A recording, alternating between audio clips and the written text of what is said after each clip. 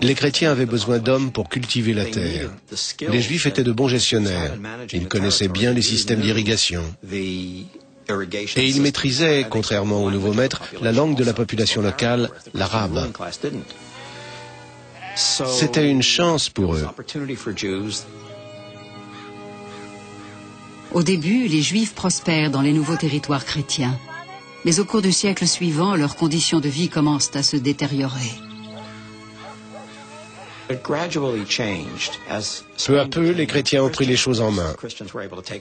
Les Juifs ont été remerciés. Leur talent n'était plus indispensable. Au XIIIe siècle, l'attitude de la population chrétienne vis-à-vis des Juifs d'Espagne est de plus en plus hostile. Les conquérants chrétiens sont maintenant bien établis.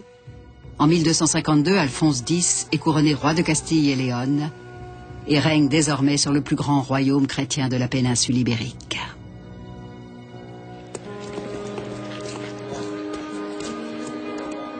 L'une de ses premières mesures consiste à rédiger un code de loi précisant le statut des différentes populations. Pour les musulmans et les juifs, tout s'aggrave. Les Juifs sont de moins en moins en cours. Leurs propriétés sont progressivement confisquées. Pour régler les problèmes politiques, le roi n'y va pas par quatre chemins. Il emprisonne purement et simplement le chef de la communauté juive. Les sujets chrétiens d'Alphonse X exigent que les Juifs reçoivent des coups de fouet en public quand ils ne portent pas les vêtements qui permettent clairement de les identifier.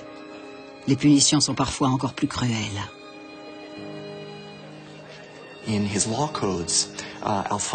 Les lois édictées par Alphonse X stipulaient que toute personne qui se convertissait au judaïsme ou à l'islam serait condamnée à mort.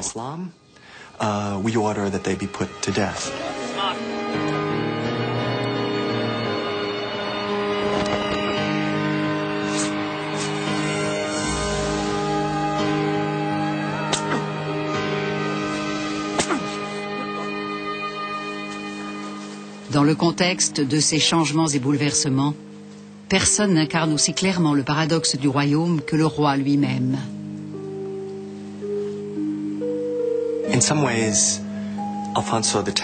Par certains aspects, Alphonse X exprimait la contradiction dont souffraient de nombreux musulmans, chrétiens et juifs de l'Espagne médiévale. Les lois édictées par Alphonse X sont cruelles pour les juifs et les musulmans. Mais conjointement, il leur accorde protection et privilèges s'ils se soumettent à son autorité. Pour désigner les musulmans qui vivaient sous la domination chrétienne en Espagne, les Arabes utilisaient le terme de Mudéchanon et les Espagnols celui de Mudéjar. Pour la plupart, il s'agissait d'artistes, d'artisans et d'ouvriers du bâtiment. Alphonse X autorise ces musulmans ainsi que les juifs vivant dans son royaume à respecter leurs propres lois, tant que celles-ci ne sont pas en conflit avec les lois régissant le royaume. Il a enjoint ses sujets chrétiens de ne pas importuner les juifs ou les musulmans durant leurs fêtes religieuses respectives, car, dit-il, la synagogue et la mosquée sont des lieux sacrés où est loué le nom du Seigneur.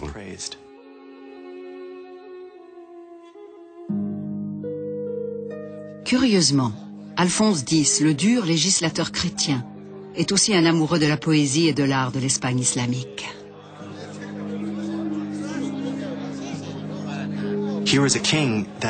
On l'appelait Alphonse le Sage, et c'est un fait qu'il encourageait fortement les lettres et le développement des savoirs dans son royaume.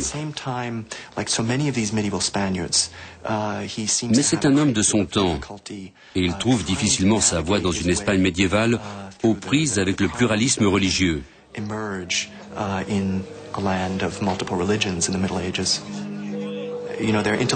L'esprit de la population de cette époque était très différent du nôtre.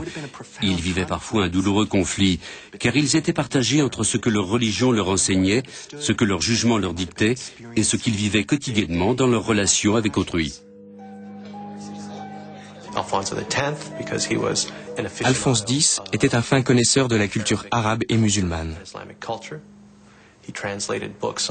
Il a fait traduire des ouvrages sur la fauconnerie, les échecs et d'autres jeux qui venaient du monde islamique. Il a lui-même incarné la diversité des cultures et leur cohabitation. Mais le roi ne peut s'offrir le luxe de s'intéresser aux savoirs islamiques que dans la mesure où ses armées restent victorieuses. Il est d'autant plus ouvert et magnanime qu'il est le plus fort. Mais en 1348, les armées chrétiennes sont brutalement stoppées par une force inconnue, inattendue, mortelle, la peste noire.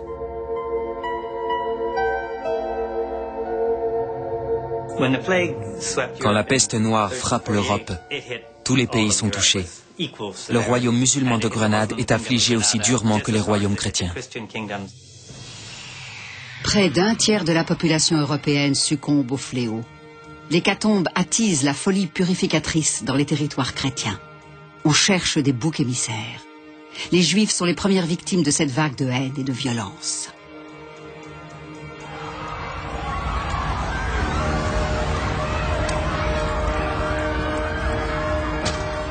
En France, près de la frontière espagnole, les Juifs sont traînés hors de chez eux et jetés vifs dans des bûchers en flammes. On dit qu'ils ont empoisonné l'eau des fontaines. On dit qu'ils veulent éliminer toute la chrétienté.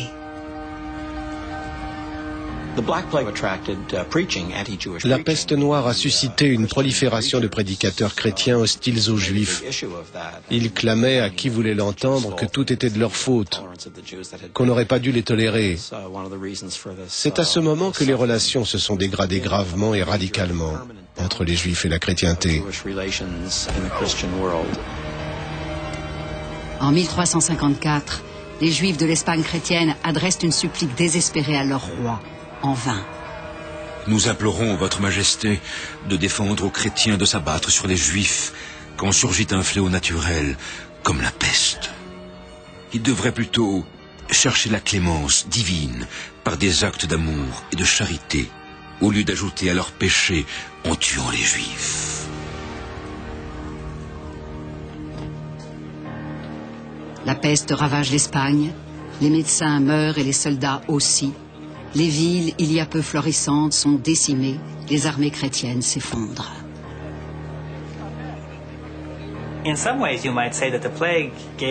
Au final, la peste noire a donné un répit à l'islam dans la péninsule ibérique. En déstabilisant gravement les royaumes chrétiens, elle a en effet dévié quelque temps l'attention que les chrétiens portaient à la guerre contre l'islam. Ceci ne veut bien sûr pas dire que les musulmans de Grenade ont salué l'arrivée de la peste, mais momentanément, ils ont pu souffler.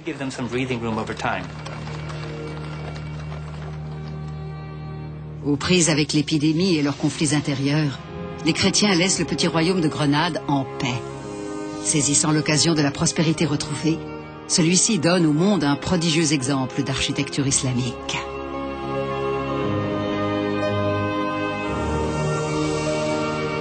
En 1354, l'émir de Grenade fait agrandir le palais de l'Alhambra, construit par ses ancêtres fondateurs de la dynastie. Les visiteurs venus du nord de l'Espagne ou de l'Europe, à la cour de Grenade, ont dû être tout à la fois ébahis et enchantés. Imaginez le spectacle, de vastes bassins, les fontaines jaillissantes, l'odeur exquise des orangers arborant des fruits gorgés de soleil. Jamais ces voyageurs n'ont vu pareille splendeur.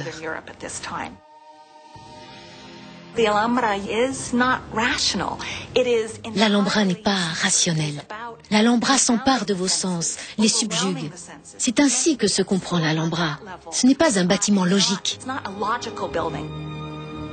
Dans l'Alhambra, même les murs parlent en vers. Les poèmes suggèrent que le palais lui-même en est l'auteur. Ils font parler les pièces qui se congratulent. Je suis ceci, je suis cela. Dans ma splendeur, je rivalise avec les étoiles. Les vrais auteurs de ces poèmes étaient en fait les vizirs de l'émir.